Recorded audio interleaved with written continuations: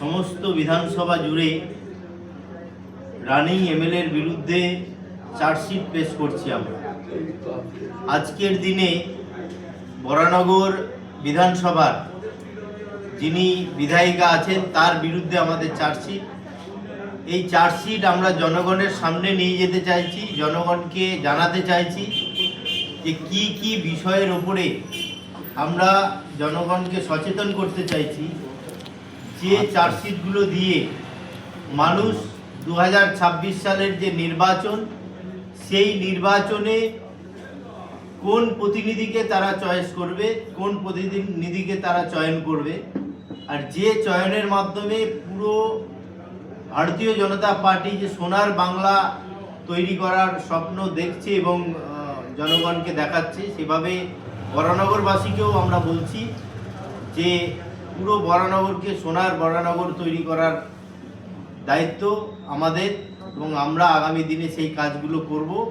আপনাদেরকে পূর্ববর্তী যে বিধায়িকা আছেন তার সম্পর্কিত এবং বরানগর বিধানসভা সম্পর্কিত বিষয় নিয়ে এই বিষয় রাখবেন আমাদের এই 50 নম্বর ওয়ার্ডের কাউন্সিলর এবং পার্টি প্রবক্তা মাননীয় সজল ঘোষ মহাশয়। দফা 420 অনুযায়ী এখানে তৃণমূলের ধাপ্পাবাজি, তোলাবাজি, ভোট লুটটা বাদ দিলাম, বরানগরের মানুষের যে প্রধান সমস্যাগুলো সেগুলো আমি আপনাদের সামনে প্রথমে ব্যাখ্যা করব। আপনারা খোঁজ নিয়ে দেখবেন, আপনারা জানেন অনেক। বরানগরের নাগরিক জীবনের প্রধান দুটো সমস্যা, একটা হচ্ছে জমা জল, একটা হচ্ছে পানীয় জল। স্বাধীনতার প্রায় 80 বছর বাদেও এখানে পানীয় জল মানুষকে কিনে খেতে হয়। 30 টাকা করে বোতল, 20 লিটার জলের দাম 30 টাকা এভারেজ, কোথাও কোথাও তার থেকে বেশিও আছে। এই জল যেটা তোলা হয় সেটাও অবৈজ্ঞানিক ভাবে মাটিতে বোরিং করে কোনো রকম ফিল্টারাইজেশন, কোনো রকম সরকারি দেখভাল ছাড়া যার যেখানে ইচ্ছে হয়েছে সে বোরিং মেশিন লাগিয়ে সে জল তুলছে। ফলে মাটির ভেতরের জলের স্তরও কিন্তু ক্রমশ বরানগরে শুকোচ্ছে। এই জলে আর্সেনিক আছে কিনা বা অন্যান্য কিছু আছে কিনা তার কোনো সরকারি নিয়ন্ত্রণ নেই। লক্ষ্মী ভান্ডার 1000 টাকা, মানুষকে জল কিনতে হয় কমপক্ষে 1000 টাকা, মানে লক্ষ্মী ভান্ডারটা পুরো জলে চলে যায়। দিদি যেন এই বিষয়টা দেখে না, ইংরেজ দিদির কথা বলছি এখানকার দিদি। আচ্ছা, এবার হচ্ছে বর্ষার জল।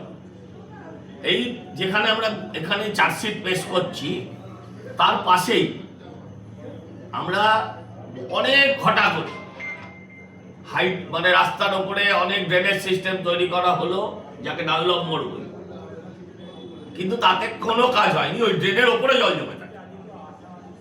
এখানে যদি 1 পশলা বৃষ্টি হয়, লোকে বলে ব্যাঙে হিসি করলে নাকি বরানগরে 3 দিন জল থাকে। সূর্যদেবই একমাত্র নিকাশি ব্যবস্থা, সূর্যদেব ছাড়া এখানে নিকাশির কোনো ব্যবস্থা।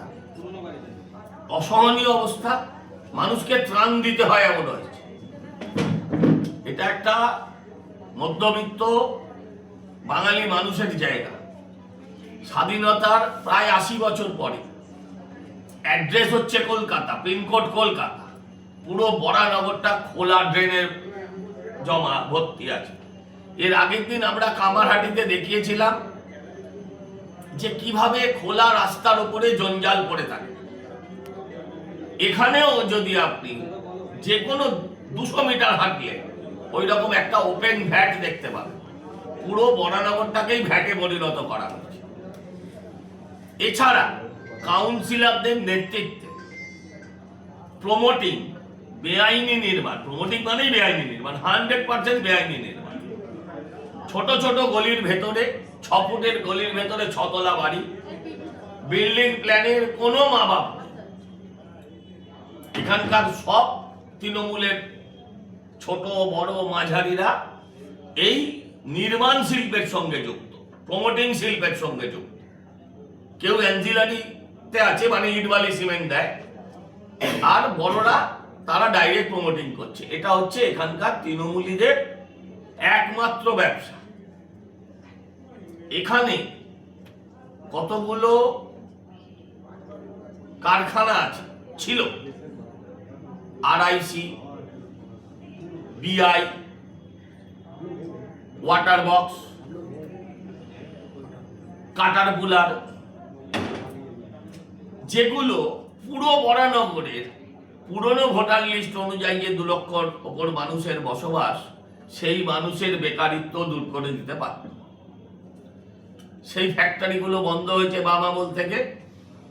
বাম আমলে ফ্যাক্টরি বন্ধ হয়েছে, তৃণমূল আমলে ফ্যাক্টরির মাল চুরি হয়েছে, আর সেখানে ওই জায়গাগুলোয় প্রমোটিং হয়ে গেছে। ওই জায়গাগুলোয় এখন প্রমোটিং হয়ে গেছে, মল হয়ে গেছে, এই জাতীয় জিনিস হয়ে গেছে। এখানকার ফ্যাক্টরিগুলো যেগুলো এখনো আছে, সেখানে তৃণমূলের হুলিগানরা সেখানে শেড বানিয়ে লাখ লাখ টাকায় ভাড়া দিচ্ছে, বিক্রি করছে। ঠিক যেমন করে আনন্দপুরে আপনারা দেখেছিলেন জলা জমিকে বুঝিয়ে বেআইনিভাবে শেড বানিয়ে সেখানে করার ফল কি হচ্ছে। আমি বলছি এখানকার যদি RIC ফ্যাক্টরিতে আপনি যান, দেখবেন সেখানে অন্তত 10 থেকে 12টা, কি তারও বেশি হবে, ওই রকম সেট করা রয়েছে। যে শেডের না ট্রেড লাইসেন্স আছে, না কোনো লাইসেন্স আছে, না ফায়ারের কোনো রকম লাইসেন্স বা নো অবজেকশন কিছু আছে, কোনো ফায়ার ফাইটিং নেই। এই 4-5টা 6টা কোম্পানি যদি চালু করা যায়, যেটা আগামী দিন আমরা চালু করার দায়িত্ব নেব, তাহলে বরানগরের মানুষের বেকারিত্বটা অন্তত দূর হয়ে যাবে। এখানে মানুষের সমস্যা, সেটা একটা অন্যতম বড় সমস্যা হচ্ছে অটো স্ট্যান্ড। অটো আমরা অটোর বিরুদ্ধে নয়, কিন্তু আগেই আপনাদের বুঝিয়ে বলছি। কিন্তু আপনি মনে করলেন যে আমি একটা অটো চালাবো, একটা অটো কত দাম হতে পারে আপনাদের আইডিয়া আছে? একটা অটোর দাম পড়বে আপনার একটা অটো স্ট্যান্ডে ঢোকাতে গেলে মিনিমাম 15-16 লাখ টাকা।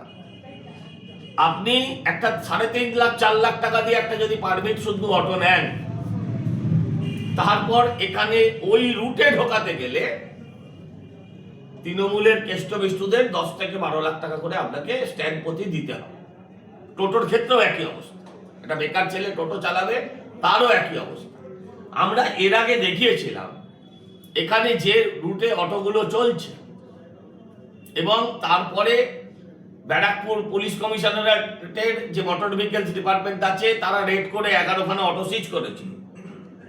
লালু প্রসাদের যেমন গোখাদ্য কেলেঙ্কারিতে আমরা দেখেছিলাম যে লরির গায়ে অটোর নাম্বার, সেরকম এখানে অটোর গায়ে লরি দেখিয়েছিলাম, আপনাদের অনেক চ্যানেলেও দেখানো হয়েছিল। পরে রেড হয়ে 11খানা গাড়ি বাজেয়াপ্ত হয়েছিল। পরবর্তীকালে সেই গাড়িগুলোর আবার কি হলো বলতে পারবো না, সেটা আপনারা খোঁজ নেবেন। বাস রুট বন্ধ করে অটো ঢোকানো হয়েছে গত 1-1.5 বছরে। ছোট রাস্তা, কনজাস্টেড রাস্তা, যত্রতত্র অটো মানুষের জীবনযাত্রাকে বিপর্যস্ত করে। এছাড়া আইন শৃঙ্খলা পশ্চিমবঙ্গের কোথাও নেই। এটা জায়েন্ট সিং এর পাশের পাড়া, এখানেও প্রচুর জায়েন্ট সিং আছে, জায়েন্ট সিং এর মেন্টাররা আছে, এই মেন্টাররা এখানে কাউন্সিলর হয়ে আছে। আইন শৃঙ্খলা পশ্চিমবঙ্গের অন্যত্র যা অবস্থা, এখানেও সেই অবস্থা। এলাকার সরকারি স্কুলগুলো ধুঁকছে। গত 15 বছর এখানে এডুকেশন ইন্ডাস্ট্রি ভীষণ রমরমা। স্কুল একটা শিল্পগোষ্ঠী তৈরি করে, আবার তার থেকে আরেকটা শিল্পগোষ্ঠী সেই স্কুল কিনে নিচ্ছে। অন্তত 8 থেকে 10টা প্রাইভেট স্কুল তৈরি হয়েছে, যেখানে সরকারি স্কুলগুলো ছাত্রশূন্য অবস্থায় রয়েছে। মানুষকে হাজার হাজার টাকা খরচা করে আর লাখ লাখ টাকা খরচা করে মানুষকে ওই স্কুলগুলোয় ভর্তি করতে হচ্ছে, যেখানে সরকারি স্কুলে অবৈতনিক শিক্ষা ব্যবস্থা আমাদের অধিকারের মধ্যে পড়ে। সেই অধিকার থেকে আমরা বরানগরের মানুষ, এটা বরানগরের রোগ নয়, সারা বাংলার মানুষ এটার থেকে বঞ্চিত হচ্ছে। আর এখানে কোথাও আইনের কোনো শাসন নেই, পুরোটাই তৃণমূলের শাসন চলছে। আমরা এর আগের নির্বাচনের সময় ভারতীয় জনতা পার্টি মানুষের কাছে দাবি ছিল যে আমাদের 2 বছর সময় দেওয়া হোক, যে স্বাধীনতা 80 বছরের কাছাকাছি হয়ে যাওয়ার পরেও মানুষকে কেন জল কিনে খেতে হবে, কেন এই জলের মধ্যে পড়ে থাকতে হবে। আমরা আমাদের ভোট বেড়েছে, আমরা অল্প ভোটে হেরেছি, কিন্তু হবার পর থেকে একখানা ভালো করে উন্নয়নের কোনো কাজ, ভালো করে শব্দটা বাদ দিন, একটা উন্নয়নের কাজ দেখতে পাই। কয়েকটা জায়গায় এখন ভোট এসছে বলে তাপ্পি দিয়ে রাস্তার ড্যামেজ সারানোর ব্যবস্থা চলছে। আমি চাই একবার আমাদের এমএলএ দিদিকে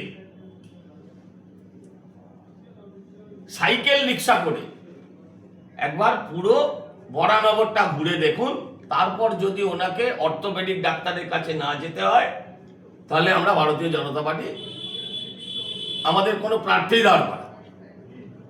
এমন অবস্থা, সাধারণ মানুষ এখানে যেতে পারবে না, রাস্তাঘাটের যা অবস্থা, পুরো পরিষেবা বলতে কিছু নেই। এখানে একটা স্টেট জেনারেল হসপিটাল আছে, সেই হসপিটালটার একাংশ প্রাইভেট কোম্পানির কাছে প্র্যাকটিক্যালি বিক্রি করে দিয়েছে লিজের নাম। আর হাসপাতালে গেলে আপনি বলতে পারবেন না ওখানে মানুষের চিকিৎসা হয় না কুকুর বেড়ালে, কারণ ওখানে মানুষের থেকে কুকুর বেড়াল আর সমাজ বিরোধীরা বেশি। হাসপাতালের ভেতরে সমাজ বিরোধীদের অফিস ঘর আছে, এবং সেখানে খুঁজলে বেআইনি অস্ত্রও সেখান থেকে পাওয়া যেতে পারে। এই হচ্ছে বরানগরের সার্বিক পরিস্থিতি, ছোট করে বলতে গেলে। আর যদি ইলাবরেটলি বলতে হয় তাহলে সারাদিন চলে যায়। হ্যাঁ, সেটা সারাদিন চলে, বাংলার এখানকার মানুষ জানে, বরানগরের মানুষ জানে। এই হচ্ছে বর্তমান অবস্থা।